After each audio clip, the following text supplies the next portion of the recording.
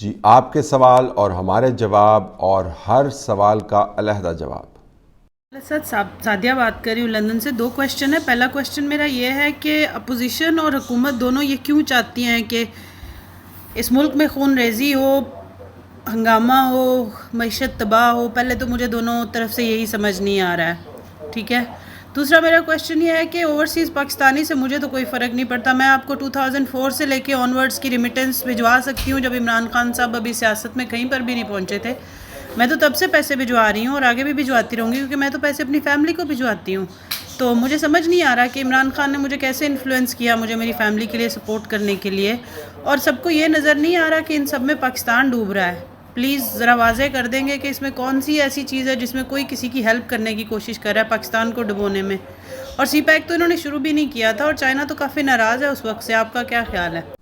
جی بالکل، اس وقت جو صورتحال بنتی ہے آپ یہ کہہ سکتی ہیں کہ دونوں اپوزیشن اور حکومت جو ہے آپ کو آمنے سامنے نظر آتی ہیں، لیکن آپ کو کہیں نہ کہیں جا کے کوئی فیکچول بیانیہ بھی بنانا چاہیے۔ میں اس کے بالکل حق میں نہیں ہوں کہ آپ کو ایسی پوزیشن لیں ایڈیٹوریل یا تجزیاتی جو حقائق کے خلاف ہو، اور آپ کہتے چلے جائیں کہ میری یہ پوزیشن اس وجہ سے ہے کیونکہ یہ میری مجھے رائے کے اظہار کی آزادی ہے، لہٰذا میں نے یہ پوزیشن لی ہوئی ہے۔ مثلا اگر آپ کو دن نظر آ رہا ہے، یہ رائے تو آپ کی ہو سکتی ہے کہ یہ رات ہے، لیکن وہ معتبر اور مستند رائے نہیں ہوگی، وہ فالس اوپینین کے زمرے میں آئے گا۔ تو یہ مانتے ہوئے کہ آپ دیکھیں دونوں آمنے سامنے آپ کو کھڑے نظر آتے ہیں، لیکن یہ بھی دیکھیں کہ اوریجن آف کانفلکٹ جو ہے، یعنی آغاز جو ہے اس کانفلکٹ کا کہاں سے ہے۔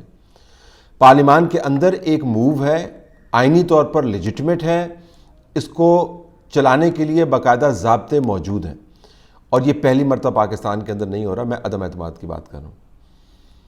اب اس موو کو کاؤنٹر کرنے کے لیے اگر آپ سندھ ہاؤس کے اوپر حملے کروائیں، اگر آپ سارے پاکستان میں جا کے دمادم مسک لندر کے ڈھول بجانے شروع کر دیں، اگر آپ دھمکیاں دیں کہ میں نے جلسے کرنے ہیں اور یہاں سے لوگوں کو گزر کے جانا ہے، اپنے منسٹرز کو آپ عملاً جو ہیں ہر قسم کی دھمکی دینے کی آزادی دے دیں، تو پھر آپ کو دیکھنا ہوگا نا کہ اس کا رد عمل جو ہے وہ کہاں سے آئے گا۔ تو اوریجن آف کانفلکٹ جو ہے وہ اس کو فوکس کریں۔ یہ ایسے ہی ہے، روس اور یوکرین کی لڑائی ہو رہی ہے، ہم یہ تو کہہ سکتے ہیں کہ لڑائی ہو رہی ہے، لیکن یہ کہنا کہ روس اور یوکرین دونوں طور پر اس کے اندر ملوث ہیں، وہ درست نہیں ہوگا۔ لڑائی کے آغاز پر بھی جانا ہوگا نا، تو لڑائی تو ہو رہی ہے یوکرین کے اندر، یوکرینیز بھی لڑ رہے ہیں، رشینز بھی لڑ رہے ہیں، لڑائی شروع کیوں ہوئی؟ اس کے اوپر فوکس رہی۔ دوسرا، میں بالکل آپ سے اتفاق کرتا ہوں، یہ بہت بڑی مائتھولوجی ہے کہ اوورسیز پاکستانیز جو ہیں وہ پیسے جو ہیں وہ عمران خان کو نہیں بھیجتے، وہ پیسے اپنے گھر والوں کو بھیجتے ہیں، اپنے فائدے میں بھیجتے ہیں۔ ان پیسوں کی بڑی اہمیت ہے، بالکل اہمیت ہے، کوئی شک نہیں ہے۔ دنیا بھر کے اندر جو ایکسپیٹ ہے اس کی ریمیٹنس جو ہے وہ بڑی اہمیت کے حامل ہے، لیکن یہ کہنا کہ اگر حکومت چینج ہوتی ہے تو پیسے بھیجنے بند کر دیں گے، سب سے بڑی میتھ ہے یہ۔ جس طرح آپ نے خود بھی اپنا تجربہ بیان کیا کہ آپ بالکل بھجواتی رہیں گی، 100 بسم اللہ، نہیں بھجوائیں گی تو ریاست نے آپ سے کمپلین بعد میں کرنی ہے، وہ کمپلین کر بھی کہہ سکتی ہے، آپ کے خاندان والوں نے آپ کو نہیں چھوڑنا کہ بھئی پہلے تو پیسے بھیج دی سے ہوں نہ پیسے تک کی ہوا ہے۔ سیاست کا اس سے کوئی تعلق نہیں ہے۔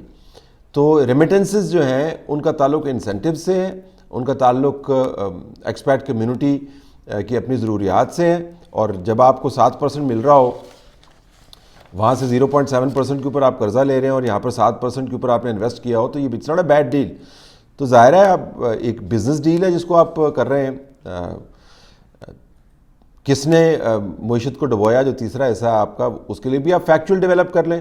میرا تو سیدھا سا ماننا یہ ہے کہ آپ خود موازنہ کریں۔ دیکھیں جو ذاتی معیشت ہے نا، وہ قومی معیشت کی بحث سے پہلے اس کے اوپر آپ بحث کرتے ہیں، تو آپ ذاتی معیشت کو دیکھ لیں۔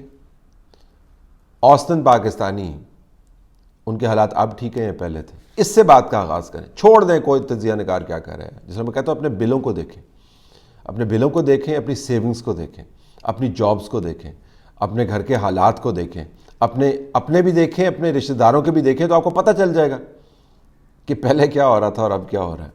یہ نہیں کہ پہلے دودھ و شہد کی نہریں تھیں، لیکن اتنے کانٹے بھی نہیں تھے جتنے اس وقت آپ کو نظر آ رہے ہیں۔